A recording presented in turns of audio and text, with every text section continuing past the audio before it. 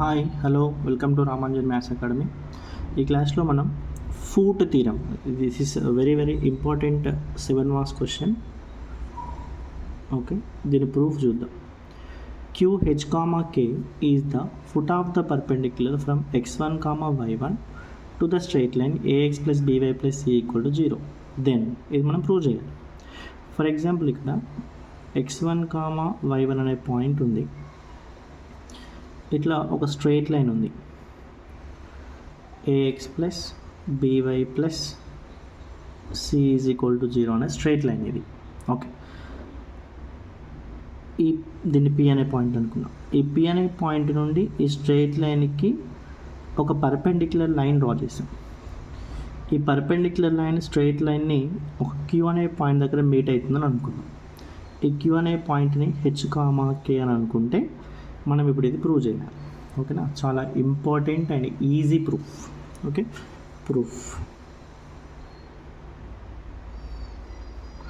First suppose let Q, H, K be the foot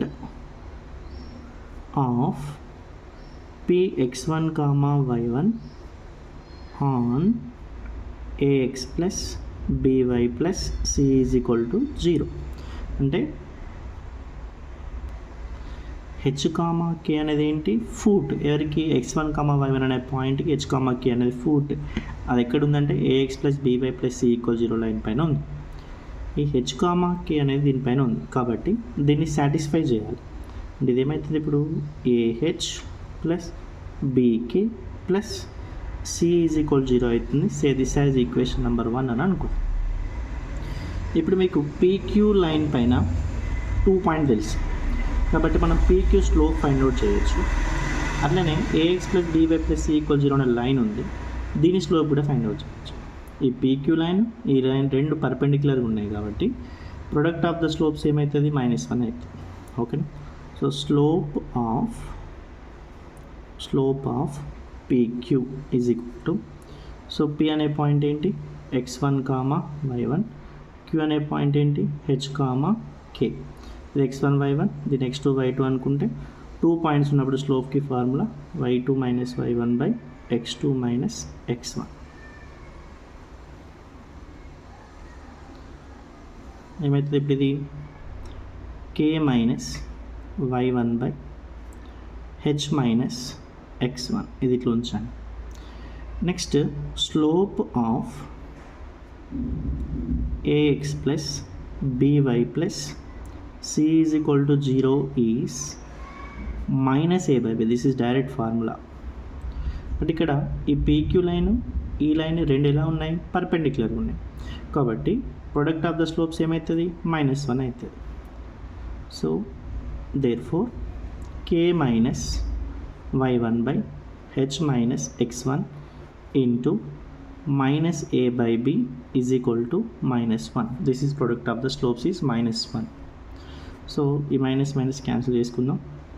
K minus y1 by H minus x1 into a by b is equal to 1. ఇప్పుడు ఈ టర్మ్ని ఇక్కడ replace చేద్దాం. K minus y1 by b into a by H minus x1 is equal to 1.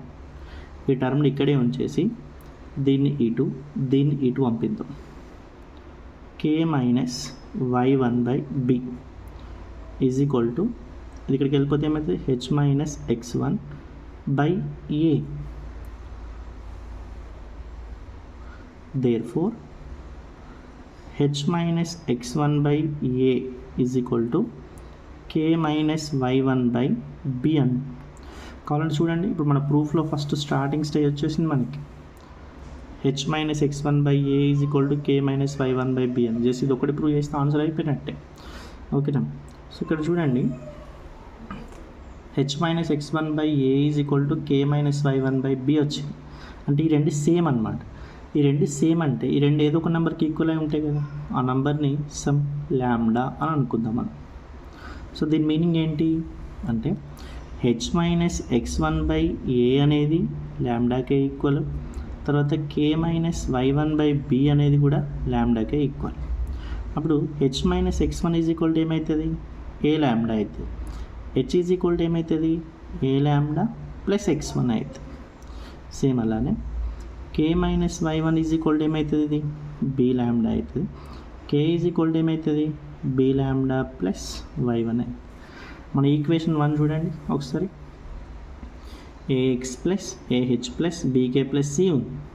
ఇక్కడ మనకి H value K values ఉన్నాయి. So from equation number 1 A H plus B K plus C is equal 0. దీంట్లో substitute చేద్దాం.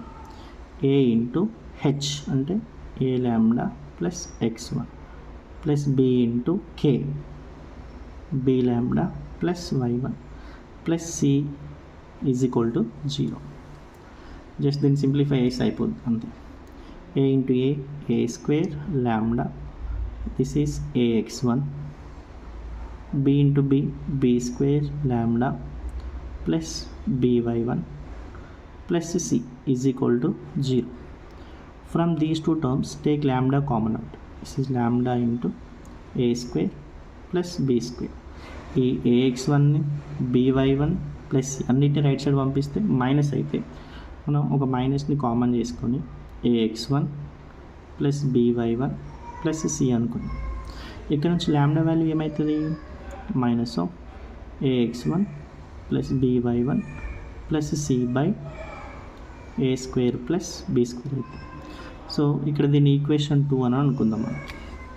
ఓకేనా. So from equation number 2,